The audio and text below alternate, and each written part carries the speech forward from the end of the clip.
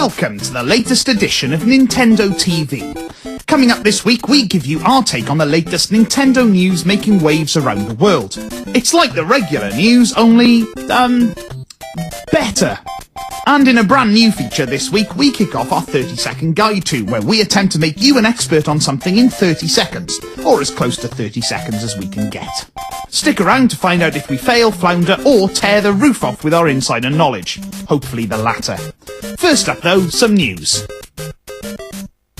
There's just over a month to go until the release of Professor Layton and the Lost Future.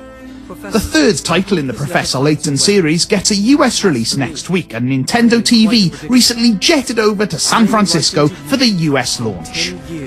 We took part in an incredible fun-filled day of futuristic fun. Try saying that with a tennis ball in your mouth. Actually don't. We got an incredible hands-on with the game and can tell you that whether you're a fan of the series or picking up the puzzler for the first time, there's going to be something here for you in the Lost Future. Beats doing a Sudoku on your morning commute, eh? Kirbys' epic yarn is released in the UK next year, but Japanese gamers will be able to get their hands on the game next month. But don't cry, UK gamers, there's still plenty to celebrate about. Check out this amazing Japanese trailer for the game here. そしてなんとカービィの体も毛糸になっていたのです。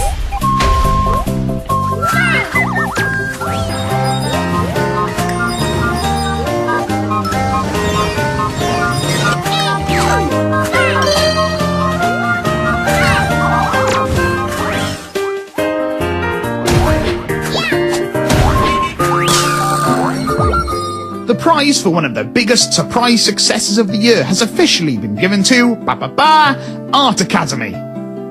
Give it a chance and it really does sweep you away to a humble world of Renaissance watercolours and painting pictures of people with strategically placed sheets covering their modesty. Okay, maybe not, but Art Academy is an absolute gem and took pride of place on top of the DS charts, with many shops unable to keep up with demand. Nintendo TV gave away one copy to lucky viewer Connor McBride. We asked viewers to give us their take on the Nintendo TV logo, and though we received loads of awesome entries, Connor's one made us want to do a Van Gogh on our ear. We didn't have the guts though, and sent him a copy of the game instead. Okay, that was the news, now here's Nintendo TV's 30-second guide to RPGs. So, role-playing games. Isn't that the one where you dress up as an orc and run around with a wooden sword? No! RPGs are one of the most popular genres of video games. They owe a lot to famous pen and paper RPGs like Dungeons & Dragons. Don't be put off by that though, as these days RPGs aren't just played by men called Eunice who live in their parents' basement. Far from it, RPGs are huge, enthralling adventures, with the best ones giving you upwards of 40 hours worth of bang for your buck. Most of the time you take control of the nameless hero, who you rename in your own image or something else. There's usually plenty of weird characters to help with the main storyline and various side quests. Released this year to a wave of critical acclaim, Dragon Quest IX Sentinels of the Starry Skies sees you take control of the sort of fallen angel type guy who falls to Earth and has to find a way to get his wings back. Dragon Quest IX is genuinely one of the best RPGs out there and a big contender for Game of the Year.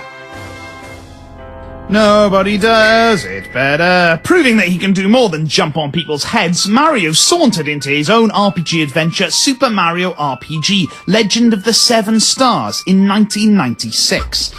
But over in the UK, we had to wait until the Virtual Console release in 2008. It's one of the best games on the Virtual Console, and you can download it now for just 900 points. That's about the same price as the latest chart release from that one your mum likes. Trust us, stick to this. Another contender for Game of the Year is Monster Hunter Tri, which boasts not just an amazing single-player storyline, but a wealth of online quests too. It also happens to be one of the best-looking games ever released on the Wii and pushes the graphics card to the limits.